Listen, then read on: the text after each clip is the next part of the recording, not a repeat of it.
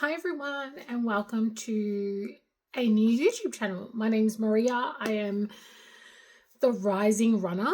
I have decided to create this YouTube channel to document my running journey. I have 24 weeks before I run a full marathon, 42.2 kilometers or 26.2 miles if you're not Australian.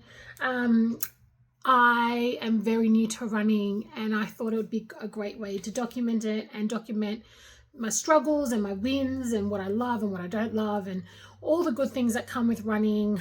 I am very, very excited to share this journey. I'm also very nervous. If I'm going to be very transparent and open, I am really nervous. There are a couple of things that had kind of delayed me posting. I have just recently reopened an Instagram page. I haven't had Instagram for over a year and a half. And I noticed that I was looking at some running pages and people that were similar to me who are, considered bigger or plus size or whatever the correct terminology is, are running at a slower pace. And people are so cruel, like writing things like, is that walking, or what kind of pace is that? I don't think this is running. And it's like, well, this person is carrying more weight and they're running quite quickly for that kind of weight, and they've been training and they're doing the best they can and they're an inspiration. I'm not saying that everyone, I just think we need to let people do their thing, like, why, if you don't agree with it, just don't comment. I don't know. I just really don't agree with putting people down. It's not my MO or my vibe. But I do think it's important we lift people up and encourage them, because we're moving and we're trying to change our bodies and we're trying to do things that are difficult or uncomfortable. And I think we should encourage that. I wholeheartedly think we should encourage people to move, and this is why I'm coming onto this channel. So I have had a long background of weightlifting and powerlifting and things like that, and I'm very strong and I have a great muscle base, and that's why I've encouraged myself to do the running, to do something that I'm not good at, that I've never been good at, is endurance running.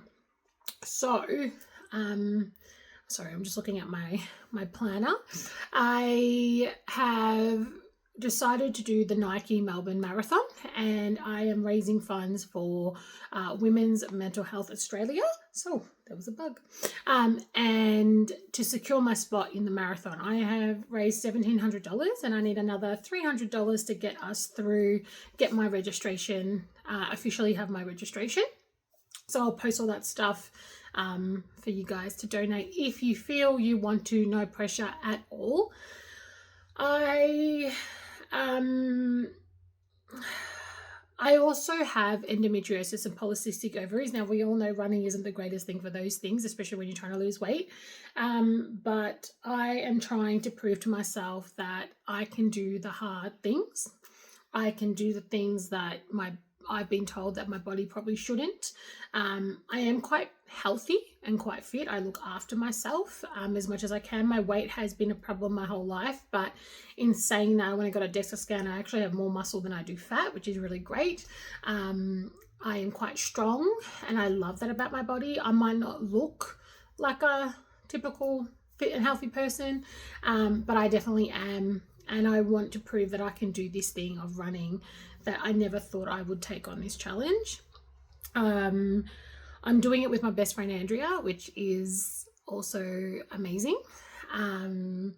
We're both raising funds for women's mental health, so I'll post her details there too if you'd like to donate to her as well. She's a pro. She's so good at running. She's a machine, way quicker than me, but when we do it together, it's still fun, and it's a little competitive, but it's a healthy competitive. Like, I'm competitive in the sense of, I'm like, I want to catch up to you and be able to run like 6-minute, kilometers. And at the moment I'm running around 8 minutes to 9 minutes, anywhere between there. And I try to go really easy on my easy days, and keep my heart rate at a nice steady heart rate so I can talk. I have ego around a little bit, but I think I'm just egotistical in life. And I think that's what gets me through, to be honest. With lifting, I am really strong. People might think it's ego lifting, but it's not. It's just what I'm capable of doing. And, we are meant to push ourselves at the gym and do all that kind of stuff. And I think I'm trying to bring the same mentality to running, but I'm learning real quickly that running is really humbling.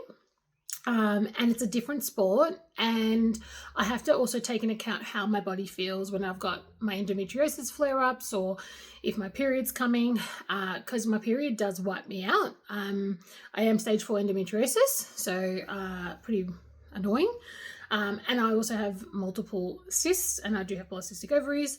And I'm trying to avoid having surgery again because I just don't feel like that's the only answer.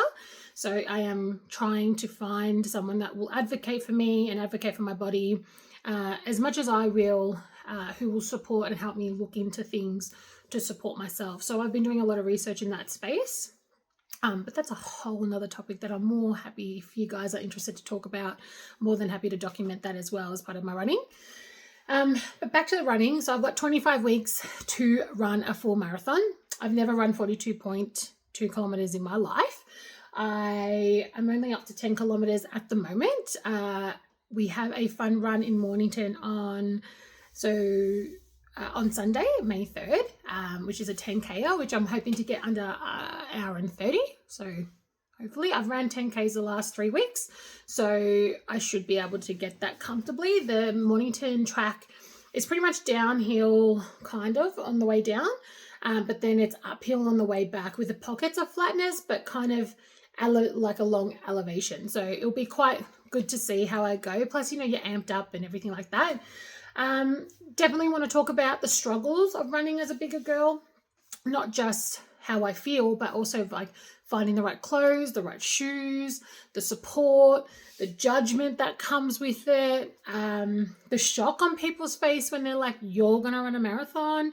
Not that I've had much of that. I've had a lot of support, which I'm really, really lucky from my colleagues and my friends and my family. I think the worst thing I've had is I went shopping for shoes and the girl was just baffled that I was going to run a marathon. Like, she just seemed like she didn't believe that I was going to do it. But anyway, that's probably the, whatever, didn't buy my shoes from her. I went somewhere else to go buy them because I just was like, well, whatevs. Obviously, a lot of research is going into this. It's pretty much taking over my life.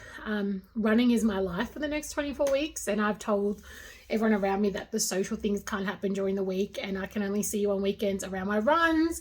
And, I'm full focus on just making sure I sleep good, eat good, train good, really listen to my body the week before my period and the week of my period, because that's when the week before is probably my worst. And then the first few days of my period, I'm pretty shit, if I'm going to be honest.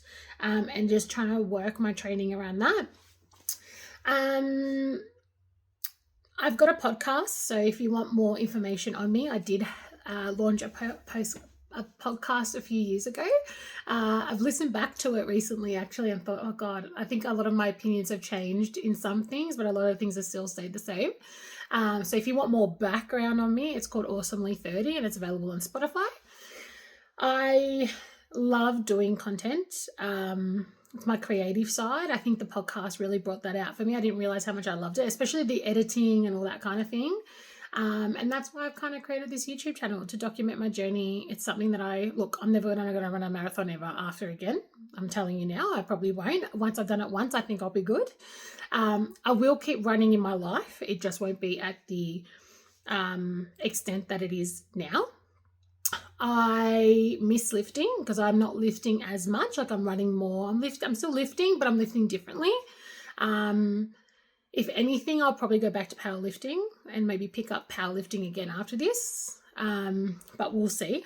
I am enjoying running though. I'm enjoying the mental clarity that it brings because I think a lot on my runs and it gives me like really good, like it helps me make better decisions, like even for work, even for my emotions, because I can be quite reactive. I'm European, we're dramatic. So it helps kind of like bring me down a little bit.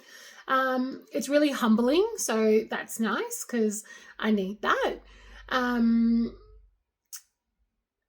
It's the mental battle that I love. It's not the physical battle. It's the mental battle. I think because you're constantly, like when you're running, even if you're running with someone, it's like they're there, but they're not, because they're not next to you. They're not there. And it's just you telling yourself to keep going, to keep moving. Like when your legs get heavy or your feet start to hurt a bit or whatever it might be, it's just you and the ground. That's all it is. You, your feet and the ground. And you have to really push yourself. And I'm loving that. I'm really loving that I'm pushing myself into limits that I've never ran 10Ks before. This is last 3 weeks are the first time I've ran 10Ks. And this week I'm doing a 10K run. Like most I've ever done is that 5K run. So I can't believe that I'm pushing it and trying to go the full 42.2 kilometers. So yeah, and if it wasn't for my friend Andrea who encouraged me to document it, she rang me a couple of weeks ago and was like, I've been thinking, I really think you should document it because it's a really big thing. And there's not a lot of people like you who run marathons. It's you see the elites or you see the really fit or you see the hybrids or whatever you want to call them, and they're running marathons and making 2 hour, sub 2 hours and stuff like that, which is great and motivating and inspiring and all that. But, I want to see the common person like me who has issues and who's trying to give it a go. And it doesn't matter what speed you're going at, because, a big reason I was hesitant to do this was because, like I mentioned, I created an Instagram page that I haven't really promoted or anything. And I came across some girls who are bigger and they're running, and some of the negativity on those comments just kind of put me off. Like, I just thought, I don't want anyone to ruin, I don't want to make it toxic. Like, I don't want it to become a toxic thing where, now I have to prove to the world. And then I started thinking about it, and this is me brain dumping, but, I'm not proving anything to the world. I'm proving it to me. And even if this only comes, if only people that see it are the people that I talk to, are the 5 people that I talk to on the daily, then so be it. I'm not doing this for anyone. I'm doing this for me, and I'm doing this to maybe hopefully inspire someone to move and to get up and to show that it doesn't matter what size or height or anything you are. If you want something, you have to put the work in and you have to do it. But if you do it because you wholeheartedly just, love yourself enough. And I think this is why I'm doing it. I think I've been on a big self-love journey the last few years, and I think this is the last little bit that I need to show that I love who I am, regardless of my weight or my height or my size or the color of my hair or, my shitty teeth, whatever it might be. Like, you just got to love who you are, flaws and all. And I think the running has really helped me become a bit more confident. Definitely has lifted my confidence a little bit. So this is a little introduction. I'm more than happy to answer any questions. If there's anything you want me to talk about, the things that I'm thinking about documenting are me on my runs, how I'm feeling,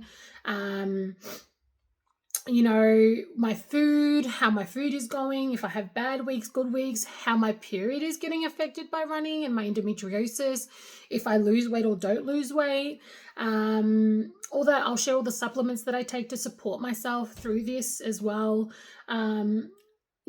Document clothes issues. Like, I know, like as I mentioned, finding clothes as a bigger girl, as a runner, is really hard. Like, trying to find the right pants that aren't too thick but are still compressive but give enough air so you're not getting over like too hot. Also t-shirts, like finding the right, like, I as a bigger girl, I like to cover my stomach like with my t-shirts, and trying to find a running t-shirt that is long enough because they're all cropped these days.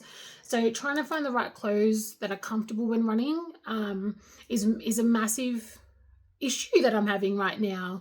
And the only thing that I can find for bigger people is these lipodemia pants, which are $200 or $250, which great, but when you're running 3 to 4 times a week, you need a good 3 or 4 pairs of pants to kind of, and I don't have $1,000 to just blow on these pants. Like, so it's all these things that I'm like, want to post about and give advice to everyone who might start their running journey, or,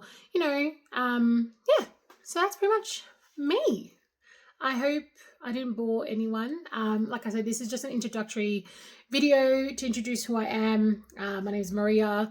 I'm 35, turning 36 this year. I am starting my running journey and preparing for the Nike Marathon, Melbourne Marathon on October 11th. And raising funds for women's mental health, which is definitely a charity that I hold strongly to my heart. I think mental health is a big thing, and I think we still have so much more research to do in this space, especially for women who suffer with endometriosis and polycystic ovaries, and how our hormones affect our mental health, and how we change week by week, and how we can support ourselves and also our partners or our friends, because I'm sure my friends hate me when I get my period or the week before, because they know if I'm MIA or if I'm not responsive or if I'm in a mood. They know that it's because my period's coming. That's because I'm in such a distraught state at that time. So I think there's a lot of research that needs to be done for women with endometriosis and polycystic ovaries, and women in general. To be honest, I think medical research on women, for women, actually needs to be elevated and to grow. There's so much misinformation and so much confusing information out there that I think we really need to, make us, get together and really make a change in that space. So excited to see what we can do. I hope you follow my journey, and I hope, I hope I inspire someone to move. And if you're in the Melbourne area, and you want to run with me, more than happy to meet up, go for a run, maybe at the Botanical Gardens or anywhere, depending on where we are. We can meet in the middle somewhere, and maybe we can go for a run or a walk run, or even just a walk and grab a coffee and talk about, all the great things. So yeah, I hope you have a great day, guys. And yeah, looking forward to sharing my marathon journey.